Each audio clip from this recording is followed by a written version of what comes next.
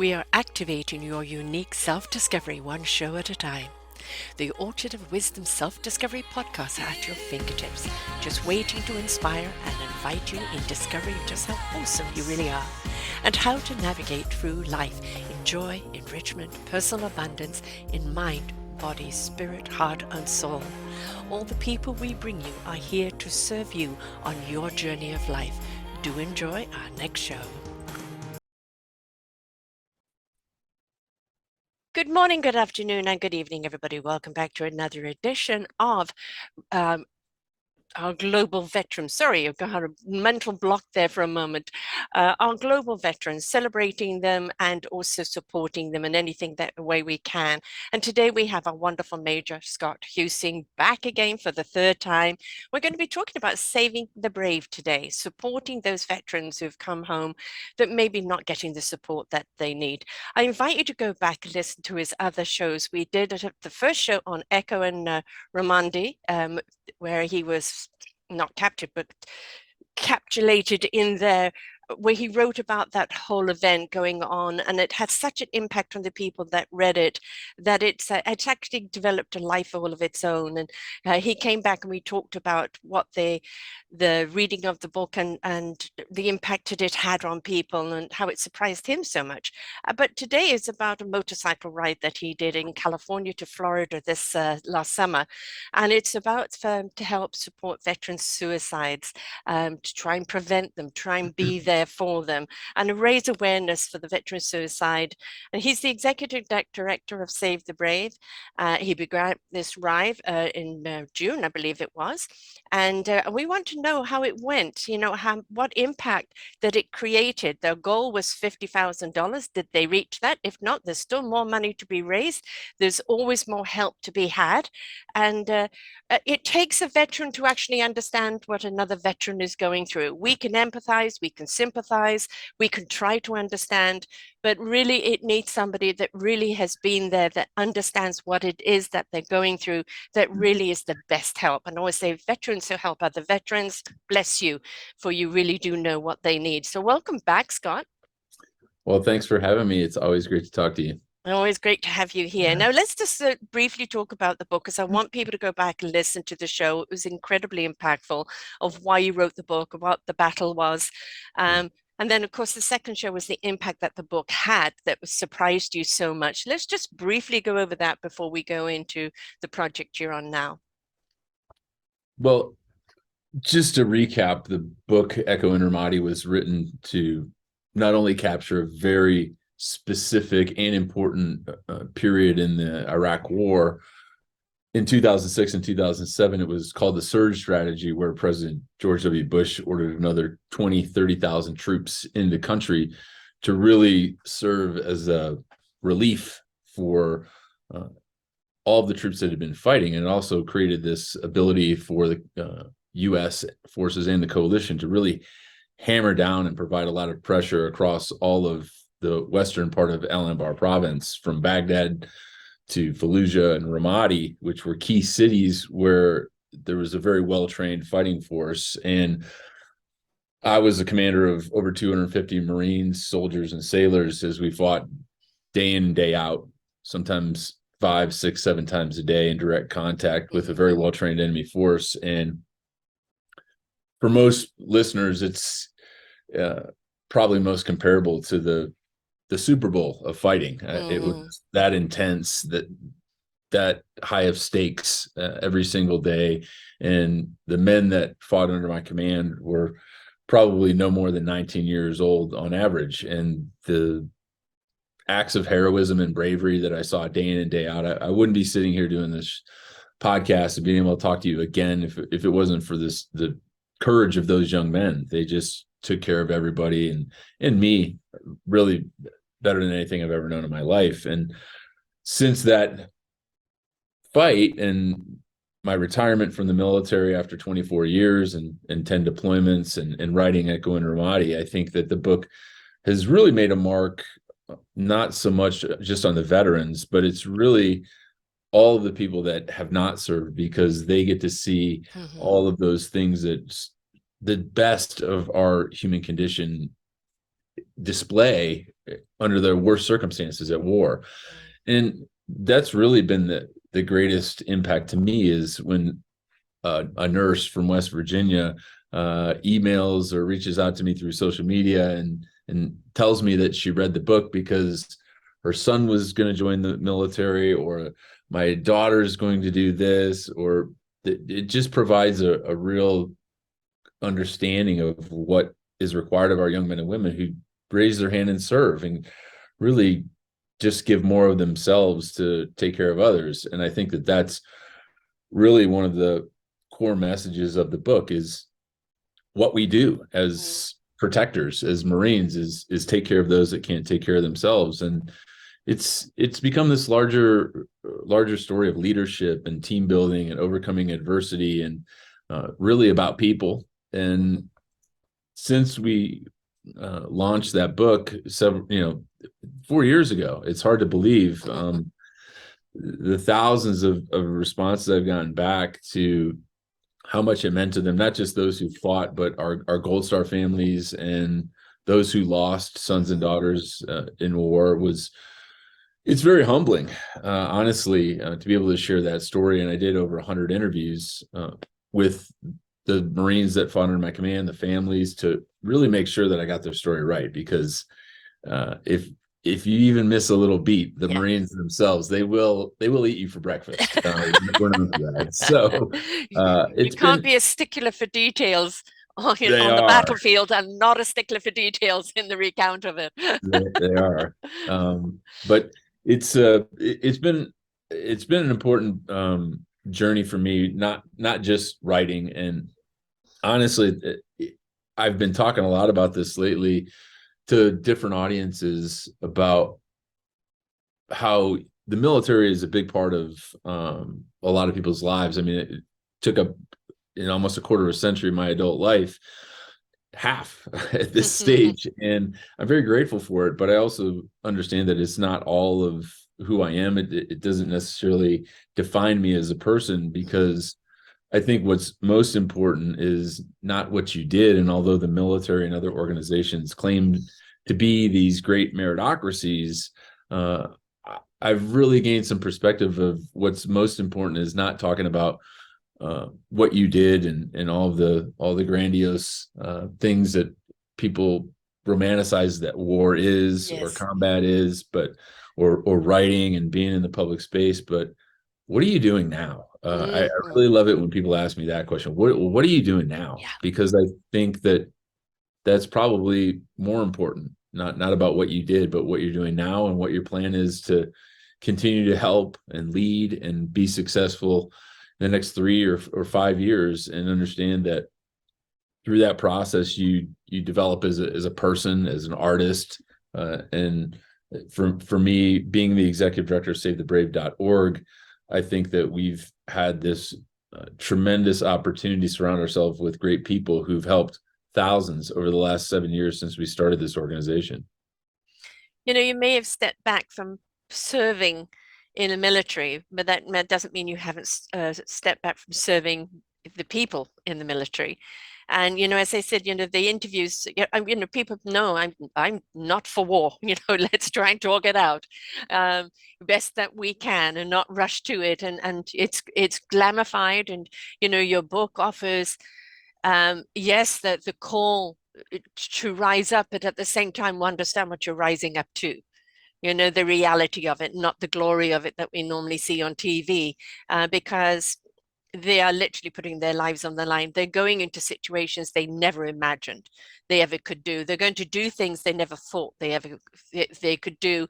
And, it either makes or breaks. And then you've got them when they come back and they're not the same person anymore. How could they be? They've just had an impactful life lesson in whatever time period they've been over there. And it's a different adjustment coming back, because how do you come back to this reality that's so far removed? And the veterans that I have interviewed, they've all stepped up to be of service after service in something that they needed themselves. that they then created for other veterans because they knew other veterans needed it too.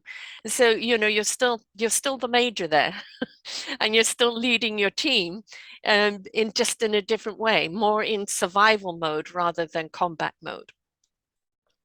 It's true. I To be able to continue to lead is a high honor. Mhm, It's a privilege, and my my commission as an officer in the military doesn't have an expiration date on it. mhm.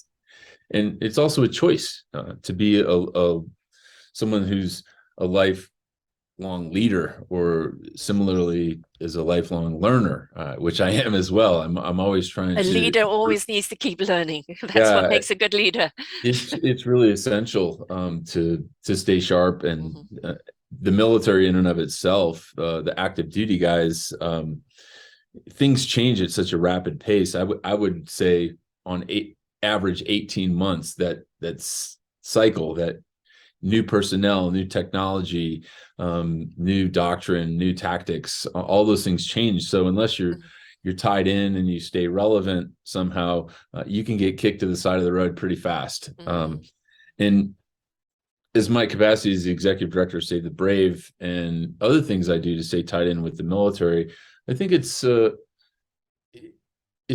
again it's a great privilege to me to be able also to have the capacity to continue to lead and to do those things, and maybe speak as a voice for those that don't have that in them still. Yeah. There's nothing wrong. There's nothing wrong with serving your country for 4 years and you say, hey, that's it, I'm done. But there are people out there that do still need a voice, whether it's sharing their stories, which I love to do, Mhm. whether it's advocating for them for mental health, financial, physical, emotional support, and savethebrave.org is a great conduit for that. And we know what we're great at. We connect veterans through outreach programs, but we also have a massive network that if there's people that are struggling in different areas, we can vector them to get the resources and the help they need in most cases. And I think that being able to do that and having people still call me at this stage of the game, I think really makes me feel good that we are doing the right things for the right people for the right reasons at savethebrave.org. And one of those has been not just the outreach programs, but as you mentioned, we started a motorcycle ride across the Mhm. country 3 years ago that was born through tragedy, but has become something bigger than we ever thought it would be, and has connected thousands and thousands of veterans in a safe space. And really, again, being in a position to just hop on my Harley and ride across the country and have so many thousands of people join in and ride and come to these rallies and all the events, it's a little overwhelming, but it's also a good feeling. Well, it shows you the camaraderie out there. I mean, as a human species, I often describe it as we're all looking for what is our instrument in life? How do we play it? But which orchestra do we join? So we can create harmony together. And the orchestra is only as strong as the individuals that come to the table willing to be harmonious with one another. And that's how we really would love to see humanity. We would love to see humanity getting along, finding the way to be harmonious together instead of in conflict. But that conflict is there until humankind decides to do otherwise. But in the meantime, is there a veteran out there that doesn't have the conflict still within themselves? The post-traumatic stress, or just I don't fit in anymore. I don't know where I belong. We hear all the time of suicides happening that so could be prevented if they felt they had a safe place to go, if they felt that their voice could be heard, or that anybody even wanted to hear their voice. Because what happens when people commit suicide, they feel isolated beforehand. Nobody cares, nobody understands, nobody can see me. I'm not worth anything. Why am I still here? And that's in that moment, that's when that life is taken. And if we reach out and show them we do care, we are here for you. We may not always know how to help you, but we're here to ask you, what do you need? Because we're here for you. And very often that is the thing that just brings them back, right? To know that somebody cares. It is, and The great thing about what we're doing too is, one, we are trying to prevent veteran suicide. We're trying to do our small part Mhm. as one of nearly 50,000 veteran service organizations that are registered with the Internal Revenue Service out of the million, over Mhm. 1 million that are registered as nonprofits. And we're doing it in a way where it's cool. Mhm. And that's kind of my guidance at the 30,000 foot level is when people come up with programs or ideas or events, I always tell them is like, hey, let's make sure it's cool. Let's Yes. make sure it's got something that is that Joy in really, it. yeah, it's got to tie people Yeah. together because what our warrior tribe and in the veteran space, what they don't want is another dank, smoke-filled, boozy, Yeah. hall filled with veterans telling the same war story a Yes. thousand times. Yes. We just don't need it, No. and that's not what the people Need to want. move Uh, on, not yeah, get stuck. Yeah. Hmm. absolutely. So, although the topic we address through our mission and our ethos is a serious one, we try not to focus too much on that. And one of the things that's really difficult and challenging is sharing those positive stories because when you lose someone to suicide and they kill themselves, that's what everyone tends to focus on. But just like everything else, all of the good news stories, all of the success, Yes. all the people that we've saved or given them an outlet, and somehow we may never know that. We may Mm. never see that metric of success unless they reach back out to us. And it's a very qualitative, human based metric that we use to measure how well we do. And I'm sure if I had a couple extra $1 million laying around, I could hire some genius bean counter from a think tank to do the quantitative method and say, based off the number of emails and response and people, like,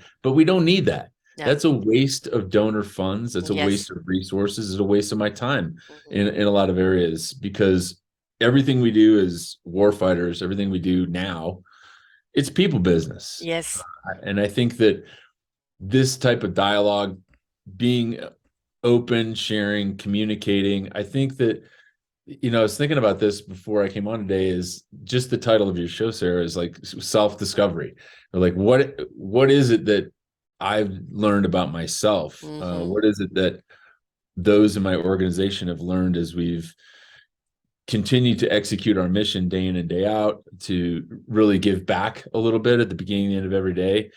And I think that you kind of touched on it is at the beginning and the end of every day, if I'm not helping other Mm. people, I'm really not helping myself. And Yeah. that's kind of a self-discovery that I've found over this journey, which is frustrating at times and disappointing at times. But all of those little micro beatdowns, I think, whether it's me personally or the guys on my team and women, it really energizes us. It really makes us Yes. want to do more because just like everything I've done in life, even into the entertainment space and being a writer, uh, every single no, every single rejection Hmm. for something you've done or created just puts you one step closer to a yes. And I think that that's how it is in the nonprofit space too, is we continue to try and throw a lifeline to people out there who are struggling, just pull them onto the boat.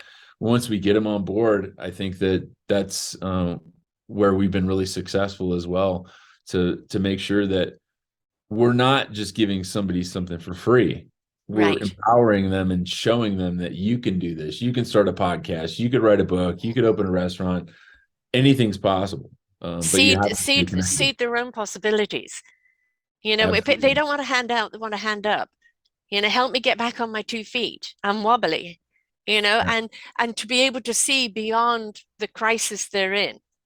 And I've been a person that has suffered from depression all my life, and I know what it's like to go down that rabbit hole. It is really like somebody's come in and just literally pulled your heart out, and you are constantly in despair, and like that you just want to get rid of that feeling, get rid of that pain, and you don't know how to.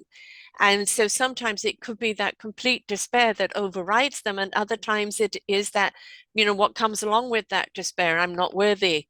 I'm not this, I'm not that. And that somebody catching that talk or somebody showing them something else they can do, something else they're capable of doing, something else that's so much more than the moment they're in, it can just literally change, pivot that feeling and help. I mean, sometimes you do need the chemical pills. I don't mean the social drugs. I mean proper medicine.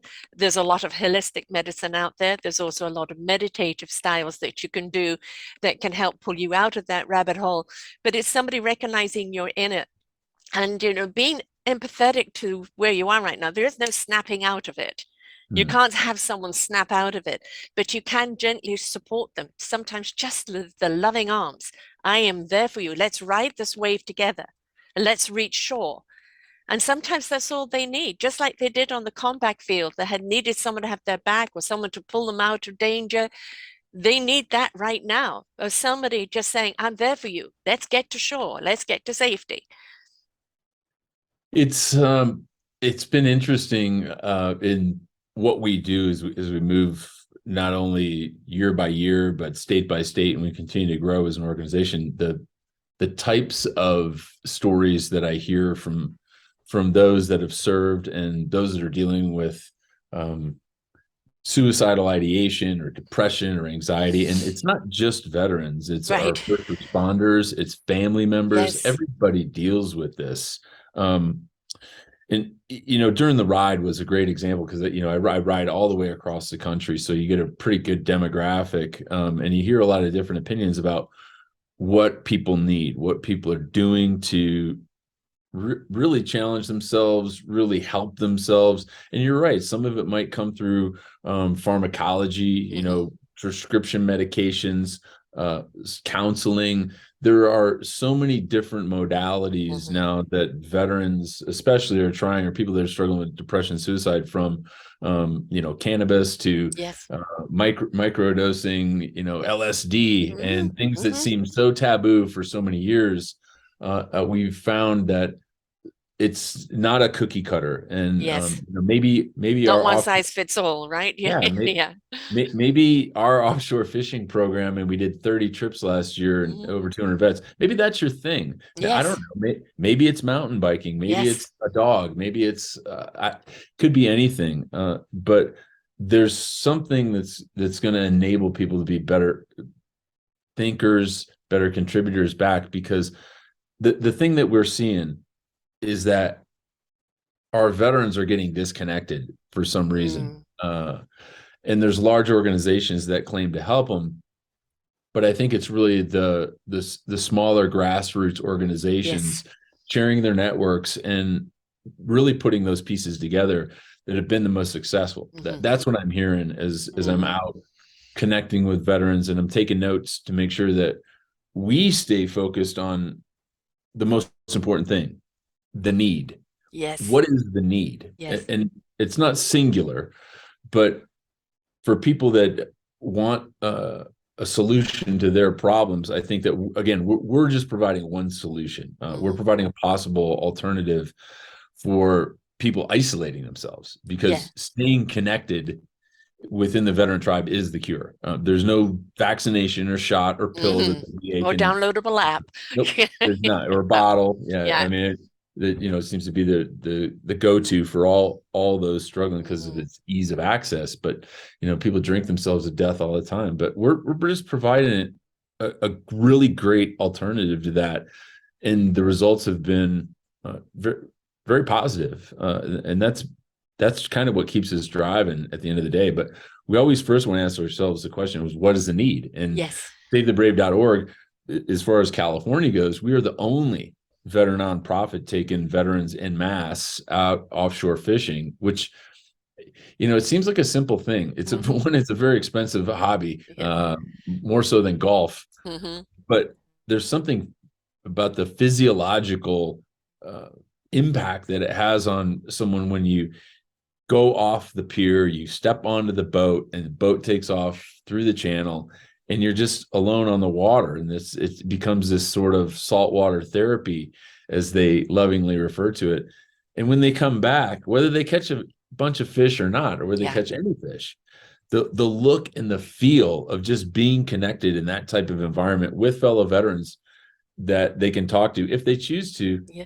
I've seen it on their face. It's Mm. almost like they've been washed over with this sense of relief because it's allowed them to hit this reset button. Yes. If it's not just for a day, it lasts for a long enough period where they understand that they can give back, and Yeah. that's kind of the cool factor manifesting itself. Right. Well, water is a conduit.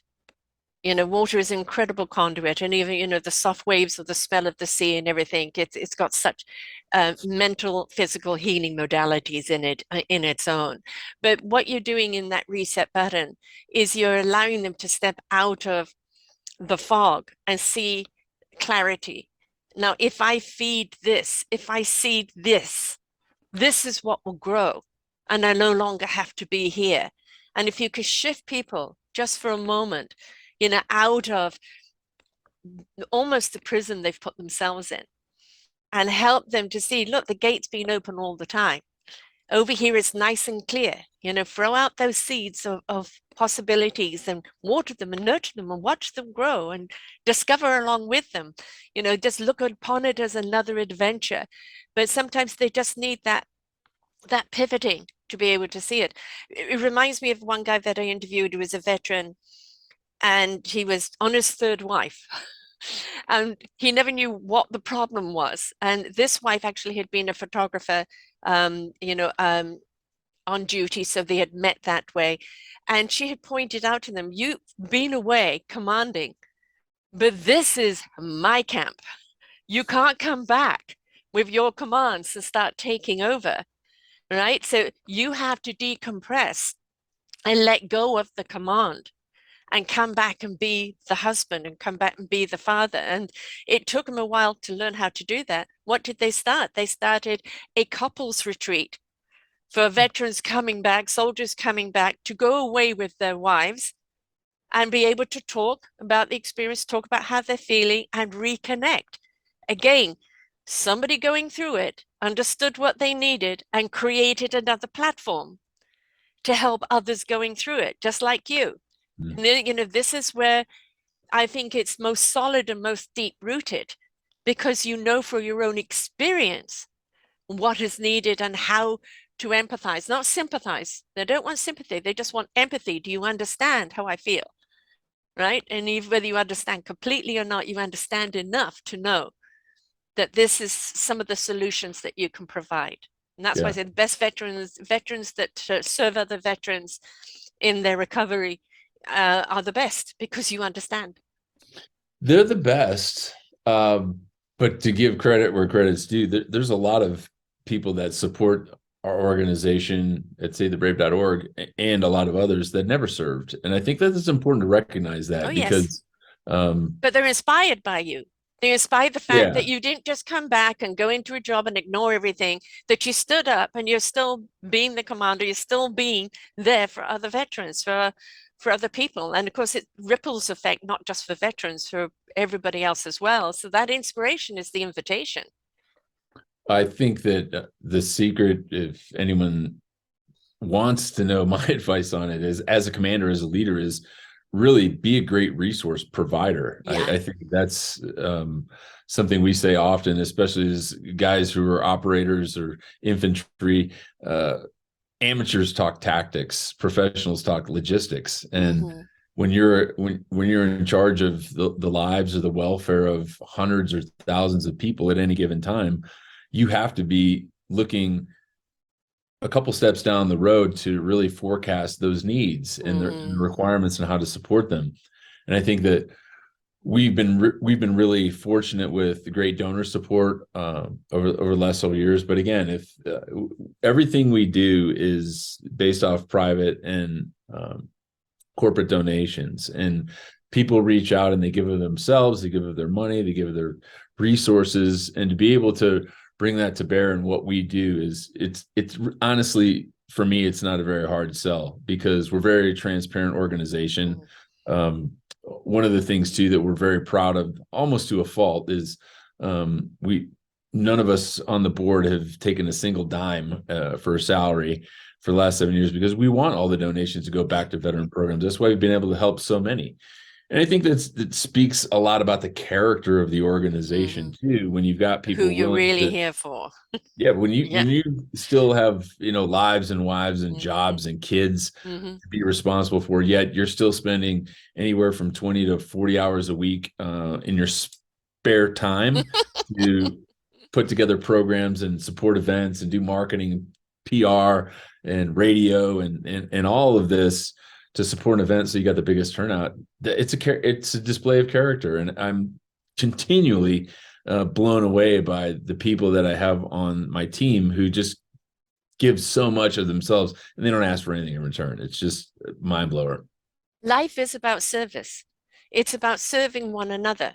As a humanity, we have to be there to support one another. We're not meant to be singular, isolated individuals who don't need anyone else. We were designed to be there for each other. The village is only as strong as each person's participation in there. When things go wrong, people are there for them. When things go right, they celebrate. They are that strength because they are united. So when people have an opportunity to serve and give back to our veterans, or serve and support their families, or support in a way that brings people back to the community where they feel a part of the whole, I think that is, it's in our DNA to serve, but to find something that you believe in, that you really feel you can contribute to, that this is your orchestra, then that is when you find it, that's where you feel just as at home as the veterans would feel just as at home with you. I agree 100%. You know, I mean, I'd love to have a day where there is no war whatsoever, but that is unlikely. But I think also we need to look at, as you said, there's the police force. Um, I had a gentleman who is his wife was so brutally beaten by her husband, but because he was in the military, he never got charged. And she's just had half of her hand off. I mean, she's literally made out of wires and metal. But she started an organization, Courageous Smile, which is supports people of domestic. And her now husband was a canine. He was a veteran, but he was also a canine cop. And they've started raising dogs because the waiting list to get a dog support dog is so long. So they're raising dogs to Hmm. be that support dog. And there was something that he said that had such a huge impact, and I'm sure you've heard it before. He said that he would sleep with his gun under his pillow, and at night the nightmares would come, and he could see the gray figures coming out of the wall at him, and he would get his gun and point it to the wall before he realized it's just a dream. Once they started having a dog sleeping with them on the bed, he says he's never done that once. And so, that there's so many ways we can support. And if it's not through human contact, animal contact, being a part of something where you can, it's just love. An animal just loves you. When people are there that really care, it's about love. Ultimately, we all want to just feel loved and feel we can give love in return. It's true. There's the service dog organizations that are out there doing great things, but you know, I think that there's also a misperception about um, people use the word isolation a lot. I Mm. mean, I think that there's certain images that people have when veterans or people isolate. But I read a great book recently, and it was a faith-based book from a Franciscan priest called Falling Up, and in it he talks about the differences between loneliness, isolation, and solitude, and also some of the great things that can come from finding solitude, Mhm. and also focusing on yourselves. And I think that we've kind of alluded to a couple of case-like examples that, just in the last half hour we've been talking, but thinking you'll fail completely if you're alone Mm. and desperate and you don't have any human contact. Although those things are important, there's also great healing that comes from finding your own Yes. isolation and solitude that helps you focus inward and really work on that self-discovery, Yeah. because there's not a lot of people that can think about how you feel any better than you. Right. And I figured that out, whether it's through writing, whether it's through talking, whether it's through hiking, or just driving for 2 hours in the car without the radio on Hmm. and just thinking. I think it's largely become a lost art form. But Hmm. again, when you're reminded of those things, it's kind of cool, especially to be on your show and to be able to share it with Hmm. maybe just that one person who said, Yes. "Man, you know what? I have not thought about that in a long time, and I need to take some time for myself, not to isolate, but just Right. to find some solitude that's really going to allow me to recage my brain and really prioritize what's important, or just figure out who I am." Yeah. I think it takes a long time.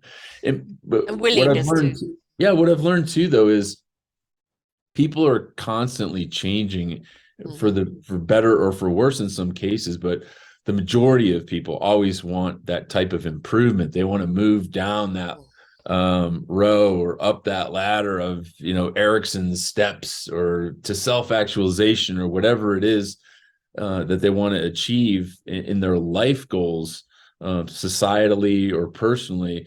And I think that a lot of times they don't take the time to really sit down and write it out, and have a plan on how to be successful. And when you struggle with depression, Yes. and you feel like you actually need a human-sized forklift to peel you out of Hmm. bed some days, or off the couch, or you catch yourself staring into nothing for minutes on end, and you're like, what was I supposed to start doing? Without having a plan, without leading yourself, Hmm. I think that people just will continue to struggle Yes. unless you got someone around them, like, kicking you in the rear end all the time, saying you got to do this. And that's the thing about the military, is there's no time for that. You've Right. always got someone kicking you. Yeah. And I was just speaking to a large group of high school students, 150 of them from across the country this week. And I told them, leading 250 Marines in combat, or 3,000 Marines on multiple amphibious platforms around the country, it's a breeze. I can do it in my sleep. I've been trained for it. The biggest challenge I've had in my entire life is leading myself. When Yes. you Yeah. remove all that added friction and all the personalities and drama, it's like you really just have to focus on yourself. Yeah. And you really have to set those standards for yourself and really drive yourself to continue to be successful. And I think that that could really be more overwhelming for some people than having to be responsible for a lot of other Yeah. people. It's So an that's where, external life. We're always yeah. looking at the external life, and when we look at the internal life, I went through a period where I was alone in the dark.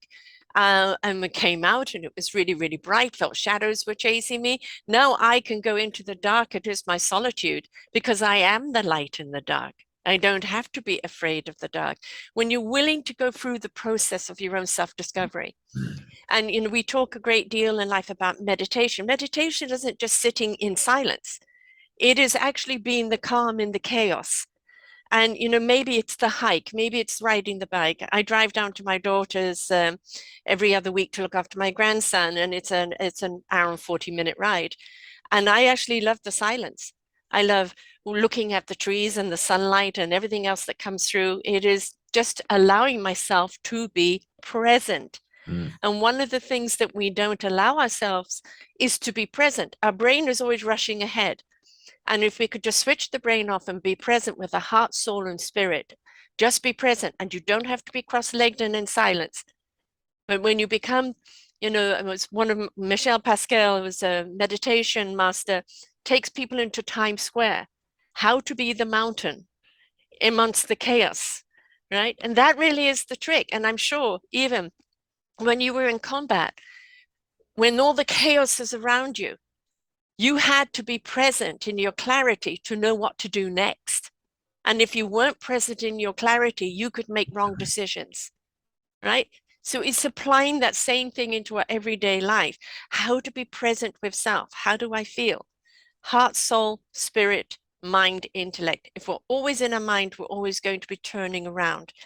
If we allow our heart, soul, and spirit to have that intellect, which it does, and it speaks to us as well, and we are present, we see so much more around us, and we are so much more peaceful in that state of being.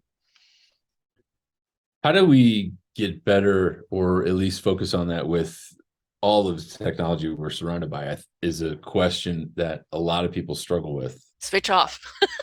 A lot of times it's not that easy Yeah, I know. because people will make excuses for Yeah. that, for competing interests. Oh, my kid needs to get a hold of me, or what if my boss calls, or there's always some sort of excuse where technology has enhanced our lives in so many ways, but it also has Imprisoned. created it's also created immense pressures on some people. And Yes. I'm not even going to talk about cyberbullying or any of that Right. stuff, but it has created Yes. pressures where we feel we have to be tied to these types of Yeah. devices. Where, but I also put it in perspective too, is when you think about the amount of time you spend on your phone immersed in that type of communication.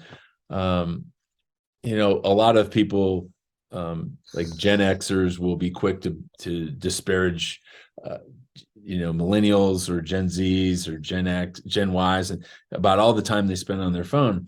And then as you see them on mass transit or in the airports or whatever, but when you think back again, what everyone used to have in their face and what created blinders and Mm. old school COVID face shields, Yes. newspapers. I Yes. mean, I Yeah. remember growing up and riding the train, and even in college, which wasn't that long ago for me, everybody read. Everybody had something in their face. Everybody was Mm. always engaged. It's just a different type of granite tablet that people have been carving into. And I think that you need to give yourself a break sometimes and realize that the phone isn't the root of all evil. Yeah. It's how you use it and when to fold that paper up, when to set it down, and really Yes. just again be present, like you were saying. It's a challenge, Mm. because you also know that, yeah, you'll make a conscious decision like that, and you'll turn the device off, but the minute you turn it back on, it's like digging out of a waist deep, fighting hole that's filled with water, and you've got a sieve in your hand. You're like, I'm never going to get back to where I was. Or there's always somebody that says, like, why didn't you have your phone on? It's like, Mm. because the phone is here for the convenience of the caller. Yes. It's not for me. Yeah. I subscribed to that a long time ago when phones used to still reside on walls Hmm. in Hmm. kitchens. I was always firm about, like, the phone can keep ringing. I'm engaged in this activity, or I'm having a meal. They can leave a message. Exactly. And so it's interesting how you talk about becoming a better person, or at least finding some sort of solitude when you're Mm. just constantly surrounded by electronic Yeah. distractions. But I think that the real learning point is how to manage those devices, that technology, to um, not only help other people, because without the internet, without social media, we wouldn't have reached and connected with so many other people Yes, in what exactly. we do. It's a great business tool, but if you use it, and I think a lot of people get in this space where they want to feel that it uses them. Yeah. That That is that, that that is type the of point. pressure. When Yeah. when anyone that's listening to the show or watching it, once you feel that pressure, you should feel no obligation to be tied to something that, in the grand scheme of things, is so insignificant that it's not going to make that big a difference. Right.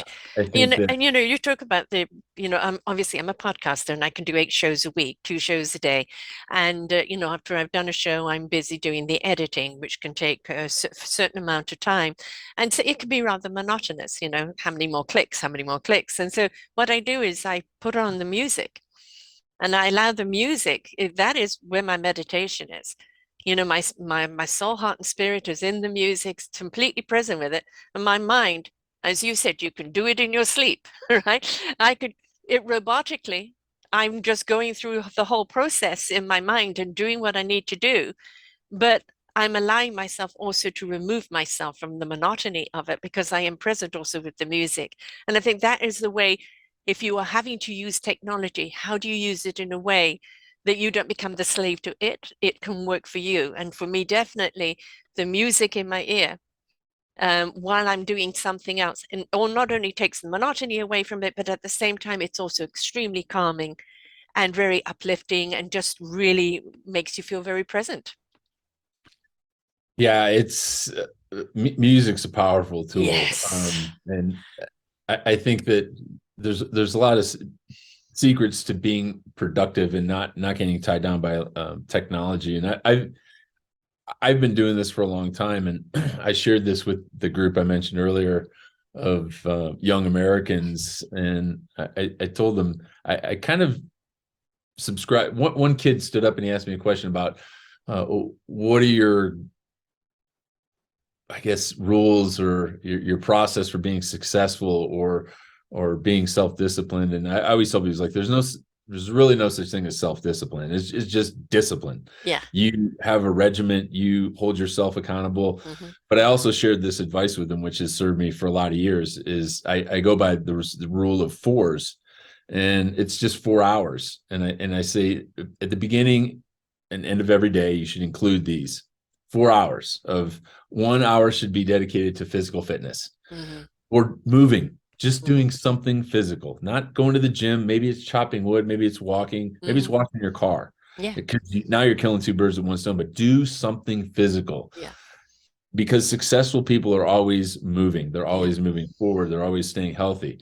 This second thing I always tell people is read. And Mm-hmm. I've really kind of modified that with educate yourself. You Mm-hmm. could watch an hour-long documentary, but do something that's not going to fry your brain, like scrolling through mindless Right. videos on social Listen to media. a podcast. Listen to it. Yeah, Yes. absolutely. So there's an equivalent of that Mm. is, make sure you're doing something physical, make sure you read or educate yourself 1 hour a day, and then put yourself in an uncomfortable position for a period of the day, something you wouldn't normally do. Mm-hmm. Maybe it's speaking to 150 high school kids. That's not a normal thing for a 50-year-old guy.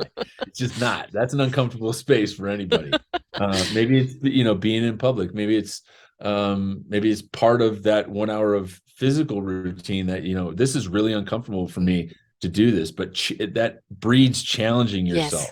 Yes. And the Yes. fourth thing is try and do something for somebody else, Yeah. and commit time, make time to help somebody else besides yourself. And then I tell people the other 20 hours of the day, do whatever you want with them. Mm-hmm. Eat, watch TV, work, sleep as much or less as you want. But it's not a huge commitment. But I think that's something that really keeps me on a personal track that bleeds over when people ask me that type of advice. It's pretty simple. It's just discipline. It's not anything that you have to read a self-help book to get. Mm-hmm. Because it's just something you can do on your own. Yeah, it's a structure, isn't it? It is. It's everything that you want to build on needs a good, strong foundation. It needs a good structure. And if we have, I mean, I'm a true colors coach, which is the 4 key personality traits. And my trait is I'm sky, I'm screaming blue out there. Just let me go with the wind. Don't try and capture me, right? So I've had to learn to be the disciplined, organized, structural person in order to do this, what I do, right? And I had to learn those skills, and they were not my forte, very difficult to do. But I knew if I wanted to do X, Y, and Z, I had to learn how to do the A, B, and C. And so it became something that I had to learn to do that now I know that in order to gain that, I have to do that. And don't fight it, don't complain about it, just do it because it's the foundation of everything else that you want to do. And it was very uncomfortable for me. It's still not that great pleasant for me, but it is something that allows me then to fly and be what I really want to be because that structure is there. I think that the biggest thing I've learned through that type of discipline, that type of routine in this structure, when we're talking about appropriately on self-discovery media, is that those days when I fail to achieve one of those four things, I've learned to not beat myself up over it, because I know Yes. that there are days where I might have not had the opportunity to do this, but I've done more important things, or I've done Mhm. equally important things. So I really don't beat myself up over Don't it. sweat the small stuff, right? No, and Yeah. when you have the ability to give those little micro forgiveness opportunities to Mhm. yourself, it sounds a little esoteric and tree huggy for a guy like me, but I honestly feel it's a balance, Yes. where you have to be understanding of that, is because that's when you compartmentalize all of that stress and anxiety and you don't have an outlet to give it out, there's always an outlet inside where you just say, like, you know what? I don't have to worry about that. It's not going to kill me. No one's bleeding around me. I've been in worse Right. situations. Yes. That's where a guy like me has a lot of perspective when things are coming at the left and Hmm. right. Sometimes people who I'm surrounded by say, how do you stay so calm? How do you, doesn't any of this bother you? Aren't you stressed? You don't ever seem stressed out. I'm like, no, I'm not, because look around. Is anyone bleeding? Yeah. No. There's So no rapid fire. we'll get through this. Yeah, Trust me. exactly. There's I there's a think lot worse. that's also a really good thing for people to actually look back. They're in a present moment, and they haven't got where they wanted to go, or they're having struggled with doing something. Well, Yeah. look back to where you were. This is the situation where you're in, or this is where you were a month ago, a year ago, a few years ago. Look how far you've come. Yeah. Right? Look what opportunities you have in front of you you may not have had then. And that is a way to kind of help get unstuck, or to realize, lighten up on yourself. Give yourself a pat in the back, give yourself a hug. You're just in a pause moment. It's not a going backwards, it's a pause moment. Maybe it's time to reflect. Maybe it's time for a little self-love and a little self-care. Or maybe you're just waiting for something. You are preparing for opening up that next door, which is going to require a lot more from you. All good stuff. Don't worry about the pauses, right? Exactly. They're not full stops. Exactly. And we need them now and again completely. So, what's the next project for Save the Brave? Well, we're going to continue to grow over the next 5 years. One of the things that we're really proud of, this year we launched a scholarship program, and we Wonderful. presented a $10,000 scholarship to the daughter of a veteran who committed suicide, because we want to make sure that we're taking care of the families that are left Yes. behind in the wake of veteran suicide. We're going to do Um, that again next year. Good. I'm going to endeavor to present five $10,000 scholarships every single year. If people want to find out more, if there's young high school students, or you don't even have to be high school students, to any deserving child or family member of a veteran that's committed suicide, just go to savethebrave.org, click on scholarships, see if you qualify. We're already getting people interested again this year, but our application is April through June of 23. That's one thing we're really proud of. 2 years ago, we started a jiu-jitsu program, which is really taken off in the California area, which again is another great physical Yeah. activity and challenging event for people. But we want to ultimately get to that point where our organization is at its optimal speed and capacity, not only with staff and personnel, but we really develop that rhythm in the next 2 to 3 years, where we have that capacity and donor support, where a lot of things are just on autopilot for those Mm, programs, yeah. because that takes a great burden off of us as founders and those that run the organization itself. And we're getting there, and it's a lot of work, but it's also something that just feels great. One of our volunteers was telling me that they wanted to quit their job. He said, I love what we're doing with Save the Brave so much. I just wish I could do it full time. Hmm. I said, well, if we had the resources, I wish I could hire you full Hmm. time and you could do this. That's the level we want to get to, is when we have people that are willing to dedicate their entire life to this Yeah. organization. We need that type of corporate donor or grant support where we can say, yeah, well, let's bring this person on board because they're going to add this much. Yeah. So I think that that's our goal in the next 3 to 5 years, is to continue to sustain and grow those programs that we've already established, and really build our staff to the point where it's just a lot easier to say yes to more things. Yes. Yeah. But also remind ourselves along the way that we just want to be great at what we're great at, and when you spread yourself too thin in certain areas, you're less effective. And I realize that as the executive director. Hmm. For me personally, I'm still writing. I'm Got working on another one coming up? coming up is a interesting term when you're an artist or writing. But I am actively working on more personal work. I'm working in some some film areas with a documentary, but I've also started taking on clients as a literary agent, and I've been successfully sold several books for veteran authors, and Wonderful. it's nothing that I advertise, but again, having the capacity and the resources and the context Mm, to to get someone else's book sold, I yes. think that's a it's a unique opportunity. So you know, I have no problem picking up the phone. If I read something great, if I think it's great, and I call you and you're an editor, I say, hey, sir, I read this. I think it's great. You should take a look.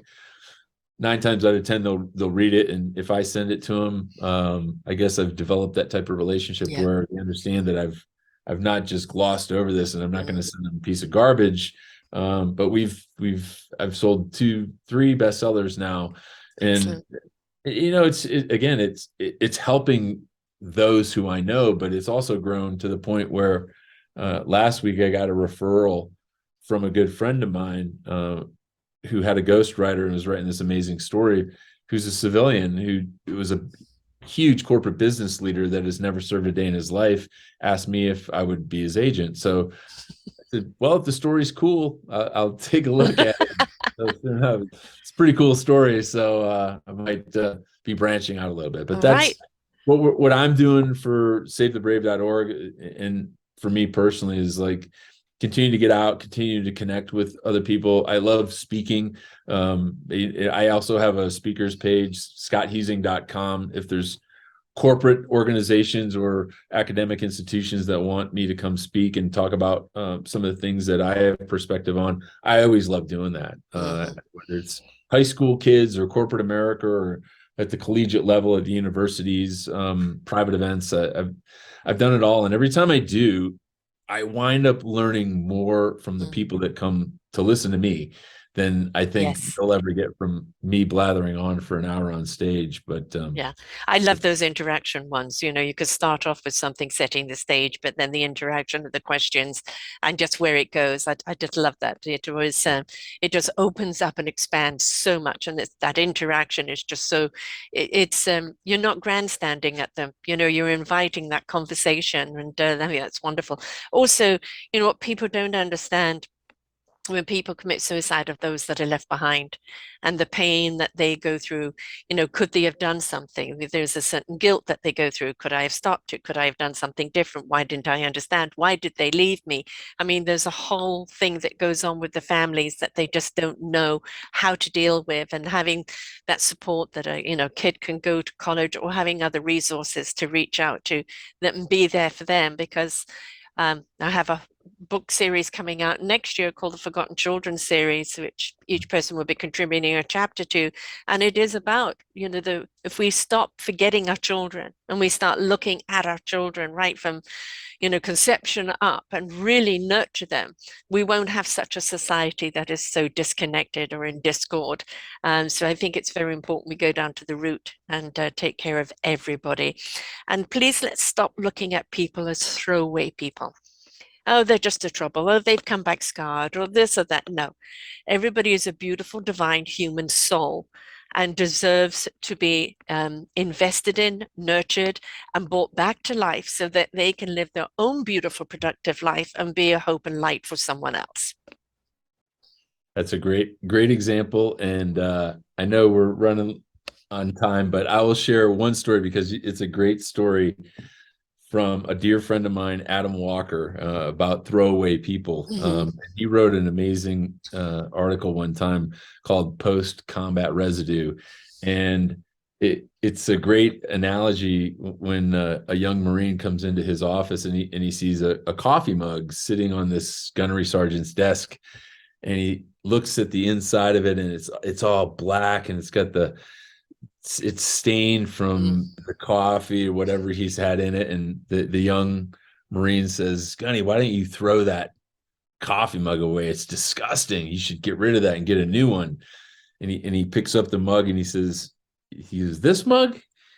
He says, why? Why would I get rid of it? He says, every single day I take this to the coffee machine and it gets me my coffee. Yeah, it might be old and stained, and I could scrub and scrub and scrub as hard as I want to try and get all these stains out of it, but it's never gonna leave. It'll always be there. It's part of this Yes. implement that still, although it's stained, it's a little worn, it still serves its purpose. It's what it was designed for. And over time, it's even gotten better for me because I always know it's dependable and it's got that. And I think when Adam wrote that piece and when he shared it with me, it's such a great example Mm, for humans, yes. for people that are scarred Hmm. or bruised or have some sort of trauma, whether it's emotional or it's some outward um, way they display it that makes people who think they're more normal not want to be around them or cast them away. It's He did a great job when he shared that with me and when he wrote that piece. It's also a funny story because that's people's natural reaction is just everything's a fast food society that we live Yeah. in today. Everything's disposable. You don't call Hmm. a TV repairman anymore. No. Just throw it away because you can buy one for new for $400. And if you call the guy, he charges you $600. So what's the difference? Yeah, So exactly. it's Yeah, it, it's we've yeah, it's great it's something perspective. we have to really, really look at. Our waste is a no totally different subject, but the waste of people, and not looking at them as a beautiful resource of what they really are. There's a beautiful word out there called flawsome. And I love, I'm flawsome. You look at a diamond that has a flaw in it, it's actually worth more, right? And the Orientals, when they break something like a teapot or a cup or anything, they fix it back together with gold. And now it actually becomes, worth more because of the broken pieces have been put back together so strong. And if we can look at each other as flawsome, and we're awesome in our wonderful flaws, those flaws have become our quirks, they've become part of our personality. And instead of looking at us as being defective or abnormal or scarred, it's like we got those scars, we weathered those scars, they're not going anywhere, right? And it's like, why can't we be flawsome? And if we stop looking at what we perceive to be perfect, because perfection is a state of mind in the moment of presence. It's not something that we are. We're never perfect, but we can have perfect moments, right? But we can be flawsome. So let's embrace all our beautiful flaws. I love it. Now, how do people support the brave? And also, how do people get the book and how do they reach out to you if they want to volunteer, if they want to do something? What's all the contact? To find out more about what Save the Brave does, go to savethebrave.org. You can see all of our programs across the top of the banner. If you want to donate, click the big red donate button. Just make a difference. $5, $10 a month, less than the cost of a tank of gas, Mm-hmm. makes a huge difference to support the programs. Go to savethebrave.org to find out what we do. If you want to follow me, I'm at Echo and Ramadi on social media, or if you're looking for me, you could just go to scotthuesing.com, just type my name in the search engine, and I'm pretty easy to find. If Can you you want to get the spell your book, name for yeah, everybody who's just listening? Huesing. But if you want to order the book, just go to Amazon, type in Echo and Ramadi, and it pops right up. And a book is a great gift to give at any time. And it doesn't have to just be given to somebody Yeah. who is, a veteran or somebody in the military. I think very often, civilians should read Yeah. this because it becomes something that you have a conversation. It's more of an understanding of why you guys come back. Yeah, Sometimes it's it's struggling, available too for the listeners who like listening to podcasts. It's available Great. on Audible. Beautifully done edition by Dave Marantz, who narrated the book on Audible. So if you like the Audible copy, it's available on Audible. It's Excellent. amazing. So But let's have yeah, a I better wanted to say understanding. before I forget, I just want to say thank you for always having me on the show, Sarah. Always, Being on always with welcome, you. my darling. Always And welcome. you've had so many of my friends on now. It's Yes. our little network And continues they're to very grow. happy to have them back, because as I said, Yes, I ma'am. am not I have always will look to something other than war. But, for the people that do risk themselves for safety, for security, or just to stand up against the bully, which is, really what war is all about. My father was obviously a war veteran. He was a squadron leader in the war. He died at 45 of his second heart attack. He did become the alcoholic. And in Britain at that time, the late 40s, 50s, nobody talked about it. Suck it up, stiffer the lip, and it played out, in his life, and consequently he died young for it. So I know what not talking about it, not supporting people, not giving them an ear or a voice to hear the story so they can release it, so they can release. They're never going to lose the story, but lose the pain around the story. That's what we want. We want to lose the pain and the anguish around the story. The story will always be there. But yeah, I know what it's, like to lose someone to that, because I was 11 at that time. I want to see all veterans supported. Anybody, whether it is, veterans, police force, paramedics, anybody that puts their lives on the line to fire people, let us be more supportive and more caring and understanding what they go through. And if we have a better understanding, we can step up and be more considerate and more supportive. So it is important to do that. And you're always welcome back, and keep sending people over. Next book, whatever the next project is, come on back and share. And I keep looking at you. You say you're 50, and I think, no, the movie industry should be calling you. That's, I think, the next chapter for you is film. Yeah, we'll see. You hear that, folks? He doesn't look at, and definitely movie star here. So it's always great having you on here, Scott. Thank you for all the work that you do, and for the dedication to anybody out there, that not only the veterans families, but just the awareness that people need to have. So please get the book or listen to it. Great to listen to it as a family, teenagers up, and then talk about it. Talk about if somebody wants to go into the military, what are they going into? Do they have the right mindset for it? Are they going it for the glory, or do they understand what's being called of them, and have the commitment and the discipline that they need to have? There's so many things here that you can talk about. So get the book, supportthebrave.org, and keep on going, man. Thanks, Sarah. I appreciate it. Until next time, folks, remember, we are the support others need, and in turn, it supports us. And until next time, bye for now. We hope that you enjoyed the show. Find all of our shows on selfdiscoverymedia.com under podcasts or self-discoverymedia/shows. And for all our current shows, go to What's New. We are supported by you, the audience. You will see a nice big shiny blue button for one-time donations, or follow us on Patreon, and you will be able to support us there. We enjoy bringing you such wisdom. And the next show will be up in just a moment.